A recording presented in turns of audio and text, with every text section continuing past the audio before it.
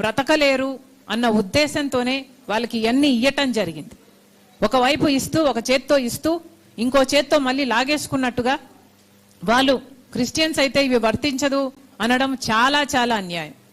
అంతేకాదు ఒక ఎస్టీ మతం మారినా క్రిస్టియన్ అయినా ఒక ఎస్టీఏ, మళ్ళీ రిజర్వేషన్లు అప్లై అయితే. ఒక బీసీ మతం మారినా రిజర్వేషన్లు అప్లై అయితే, ఒక ఓసీ మతం మారినా అప్లై అయితే. కానీ ఒక ఎస్సీకి మాత్రం ఇది అప్లై కాదు అంటే ఇది నిజంగానే చాలా దురదృష్టకరం. ఇది ఎవరూ కూడా అంగీకరించలేదు. ఏ కులం వాళ్ళు కూడా ఇది న్యాయం అని చెప్పారు అంటే వాళ్ళు బయస్డ్ గా చెప్తున్నారనే అర్థం. నిన్న ఇచ్చిన తీర్పులో ఇది కూడా చాలా స్పష్టంగా చెప్పడం జరిగింది. రీకన్వర్షన్ జరిగితే మళ్ళీ ఏ కులంలో పుట్టారో మళ్ళీ ఆ కులానికే వాళ్ళు చెందే అవకాశం ఉంది అని. అంటే సుప్రీంకోర్టే ఒప్పుకుంటున్నట్టు కదా, కులం అన్నది పుట్టుకతో వస్తుంది అని వాళ్ళంతకు వాళ్ళే ఒప్పుకున్నట్టయింది. ఎందుకంటే మళ్ళీ రీకన్వర్షన్ అయినా కన్వర్షన్ అయినా మళ్ళీ పుట్టిన కులానికే పోతారు అంటే పుట్టుకతో కులం వస్తుందని సుప్రీంకోర్టే ఒప్పుకున్నట్టయింది. అంతేకాదు దీంట్లో అసలు నాస్తికుల పరిస్థితి ఏమిటి? పారాగ్రాఫ్ 3లో క్రిస్టియన్స్, సిక్కులు, బుద్ధిస్టులు వీళ్ళ ముగ్గురినే చేర్చారు అంటే వీళ్ళు మాత్రమే ఎస్సీలుగా పరిగణించాలి అంటే మరి నాస్తికుల పరిస్థితి ఏమిటి? అంటే ఎస్సీగా పుట్టిన వాళ్ళు, దళితులుగా పుట్టిన వాళ్ళు నాస్తికులుగా ఉండే హక్కు కూడా లేదా? ఎవరిని నమ్మకుండా ఉండే హక్కు కూడా లేదా? ఎవరిని నమ్మాలో కూడా కాన్స్టిట్యూషనే నిర్ణయిస్తుందా? ఇది ఎక్కడి విచిత్రం? నిజంగానే ఇది ఖండించతగినదే. నిజంగానే ఎవరూ కూడా దీనికి ఒప్పుకోరు. ముఖ్యంగా మన రాష్ట్ర విషయానికి వస్తే చాలా మంది మాలా మాదిగా కులాలకు, సబ్ కాస్ట్లకు చెందిన వాళ్ళు, దళిత కులాలకు చెందిన వాళ్ళు చాలా మంది క్రైస్తవ మతంలో ఉన్న వాళ్ళే. ఈ సంఖ్య మన రాష్ట్రంలో 80 లక్షలకు పై మాటే తప్పితే తక్కువ లేదు. అంటే ఇప్పుడు ఈ చట్టం వర్తింపచేస్తే మన రాష్ట్రంలో ఇంతమందికి అంటే దాదాపు 1 కోటి మందికి ఇది అప్లై అవుతుంది. మరి ఇది ఎంత అన్యాయం? అంటే మన జనాభాలో దాదాపు 20%కి అన్యాయం జరుగుతుంది. అంటే మన రాష్ట్రంలో మనం ఇంతమంది ఉండికి కూడా వాళ్ళకు అన్యాయం జరుగుతుంటే అది ఆపలేకపోతే ఇక ఇంతమంది ఉండి ఏం లాభం? కాబట్టే అందరం కూడా అర్థం చేసుకోవాలి, నాయకులు ముఖ్యంగా అర్థం చేసుకోవాలి. దళితులకి ఈ రిజర్వేషన్లు ఇవ్వకపోతే వాళ్ళు బ్రతకలేని పరిస్థితి.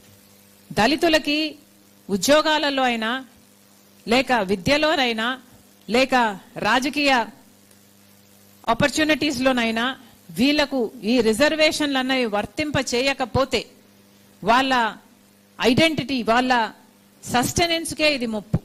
అంతేకాదు ఇంకా ముఖ్యం ఏమిటంటే వాళ్ళ లైఫ్కు కూడా ఒక అష్యూరెన్స్ ఉండాలి. అంటే ఎస్సీ ఎస్టీ అట్రాసిటీ యాక్ట్ వాళ్ళకు వర్తింప చేస్తేనే వాళ్ళ లైఫ్కు కూడా ఒక సెక్యూరిటీ ఉంటుంది. లేకపోతే అసలు ప్రాణాలు గుప్పెట్లో పెట్టుకొని ఎప్పుడు ఎవరు దాడి చేస్తారో తెలియక ఇక వాళ్ళకు కనీసం లైఫ్ సెక్యూరిటీ కూడా ఒక దేశంలో ఉంటూ అది కల్పించలేకపోతే ఇక ఆ దేశంలో బ్రతకడం ఎందుకు? ఇక ఆ దేశం వాళ్ళకు ఏమిచ్చినట్టు? ఇవన్నీ కూడా పాలకులు ఆలోచన చేసుకోవాలి. ముఖ్యంగా టీడీపీ అయినా వైసీపీ అయినా మన రాష్ట్రంలో ఇంత పెద్ద పెద్ద పార్టీలు ఉన్నాయి, కానీ వీళ్ళెవ్వరూ ఇప్పుడు మాట్లాడటం లేదు. చంద్రబాబు గారు మాట్లాడటం లేదు, జగన్మోహన్ రెడ్డి గారు మాట్లాడటం లేదు. ఇక కేంద్రంలో ఉన్న బీజేపీ అయితే మొత్తానికే మాట్లాడరు. ఎందుకంటే వాళ్ళ అజెండానే దళితులు ఉండకూడదు, క్రిస్టియన్లు ఉండకూడదు, ముస్లింలు ఉండకూడదు. ఈ దేశంలో ఈ 3 వర్గాల వాళ్ళు ఉండకూడదు. వీళ్ళ మీద చేస్తే దాడులు చేయాలి, వాళ్ళను చంపేయాలి. ఒకవేళ వాళ్ళు మిగిలినా కూడా సెకండ్ గ్రేడ్ సిటిజన్స్ గా మిగలాలి, ఇన్ఫీరియర్ సిటిజన్స్ గా మిగలాలి. బీజేపీ అధికారంలోకి వచ్చినప్పటి నుంచి ఇదే బీజేపీ వైఖరి. మతం, కులం పేరుతో చిచ్చు పెట్టాలి, ఆ మంటలో వీళ్ళు చలిగాచుకోవాలి. ఏ ఎలక్షన్ వచ్చినా సరే పోలరైజ్ చేయాలి. హిందువులు మెజారిటీలు అంతా ఒకవైపు పెట్టాలి, మైనారిటీలను ఇంకోవైపు పెట్టాలి, ఆ ఎలక్షన్ గెలవాలి. ఇదే వీళ్ళ అజెండా. బీజేపీ ఇప్పటికే కాదు ఎప్పటి నుంచో కూడా దళితులకు వ్యతిరేకం, క్రిస్టియన్లకు వ్యతిరేకం, ముస్లింలకు వ్యతిరేకం. దీనికి రుజువు ఏమిటి అంటే గోధ్రా, మణిపూర్. ముస్లింల ఊచకోత అయినా సరే మణిపూర్లో నగ్నంగా క్రిస్టియన్లు పరేడ్ చేయడం అయితేనేమి, లేక సజీవ దహనం చేయడం అయితేనేమి, వాళ్ళ ఇల్లులు చర్చిలు తగలబెట్టడం అయితేనేమి, ఇవన్నీ కూడా రుజువులే. కానీ బీజేపీ వైఖరే ఇది. మతం పేరుతో, కులం పేరుతో జనాలను విడదీయాలి, రాజకీయ లబ్ధి పొందాలి.